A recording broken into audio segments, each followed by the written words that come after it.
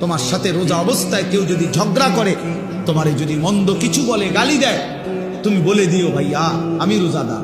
রোজাদার গালি দেয় না,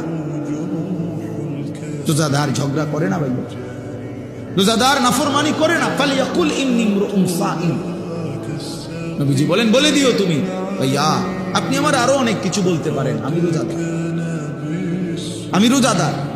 রোজাদার গালি দেন। রাসূলুল্লাহ সাল্লাল্লাহু আলাইহি ওয়াসাল্লাম বলেন লাইসাল মুমিনু বিত্তাআন ওয়ালাল লাআন ওয়ালাল ফাহিশ ওয়ালাল বাদী।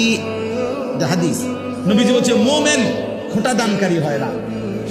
খাবাইয়া 10 টাকা খাবাইয়া আবার এক সপ্তাহ পরে দাদা এদিনও তো তোরে 10 টাকা খাবাইয়া, আমরা এতে না খাওয়ানি ভালো ছিল। তা আল্লাহ নবী সাল্লাল্লাহু আলাইহি ওয়াসাল্লাম বলেন মুমিন খোঁটা দেয় না, অনুগ্রহ করে কি দেয় না, খোঁটা দেয়।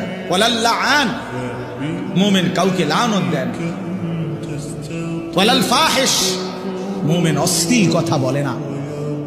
ওয়ালাল বাদী, মুমিন নোংরা চরিত্রের হয় না। হাদিস আল্লাহ রাসূল সাল্লাল্লাহু আলাইহি ওয়াসাল্লাম।